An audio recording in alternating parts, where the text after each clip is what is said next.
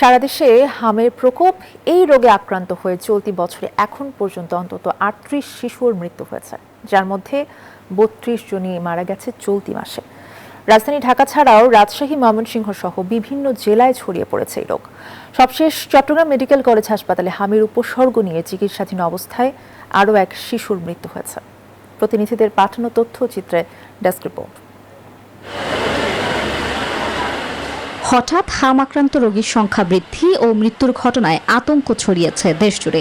দেশের বিভিন্ন হাসপাতালে প্রতিদিনই ভর্তি হচ্ছে হাম আক্রান্তরা।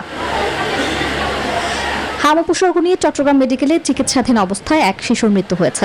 এ পর্যন্ত চট্টগ্রাম মেডিকেলে ভর্তি আছে ২৭ জন। এদিকে জেলা সিভিল সার্জন কার্যালয় জানায়, জেলায় এ পর্যন্ত মোট ৮ জন হামের রোগী নিশ্চিতভাবে শনাক্ত হয়েছে।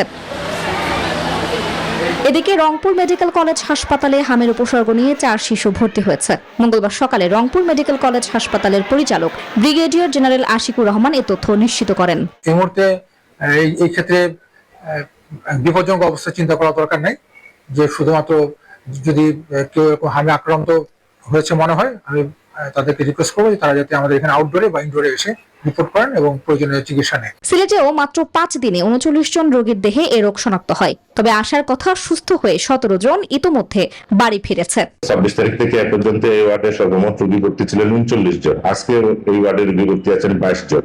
২২ জনের ভিতরে ৩ জনের অবস্থা একটু আশঙ্কাজনক, আর বাকি ১৭ জন সুস্থ হয়ে বাড়ি ফিরে গিয়েছে। কুষ্টিয়া সিভিল সার্জন কার্যালয়ের তথ্য মতে জেলায় ৬৩ জন হাম আক্রান্ত শিশু রোগী শনাক্ত হয়েছে। আক্রান্ত অধিকাংশ শিশুর বয়স ৬ মাস থেকে ৩ বছর। ১ থেকে ৬ বছরের মধ্যে রিপোর্টিং বেশি আমাদের, তবে যে কোনো বয়সে আক্রান্ত হতে পারে। তবে আমরা বেশি বাচ্চা ১ থেকে ৩ বছরের মধ্যে এই বাচ্চাগুলো বেশি পাচ্ছি। এদিকে পাবনা জেনারেল হাসপাতালের সহকারী পরিচালক এবং জেলার সিভিল সার্জন জানান, গত ২৪ ঘন্টায় পাবনা জেনারেল হাসপাতালে ৬ জন শিশু হাম আক্রান্ত হয়ে ভর্তি হয়েছে। বর্তমানে পাবনা জেলায় হামের রোগী রয়েছে, কিন্তু ব্যাপক আকারে এটা ছড়িয়ে পড়েনি। আমরা চেষ্টা করে যাচ্ছি যাতে এটা সহনীয় পর্যায়ে রাখা যায়। শরীয়তপুরে গত ৪৮ ঘন্টায় শুধু সদর হাসপাতালে ভর্তি হয়েছে ৩ রোগী। হামের প্রাদুর্ভাব বাড়ায় আতঙ্কিত মায়েরা। আমরা আতঙ্কিত, সারা দেশে ইতিমধ্যে হাম মহামারী আকার ধারণ করছে। এখন বাচ্চাদের হামের টিকা তো অবশ্যই দেওয়া উচিত। এমন পরিস্থিতিতে আতঙ্ক নয়, সচেতনতাই জরুরি। আর হামের প্রাদুর্ভাব কমাতে কার্যকরী পদক্ষেপ নেবে সরকার, এমনটাই প্রত্যাশা নাগরিক সমাজের।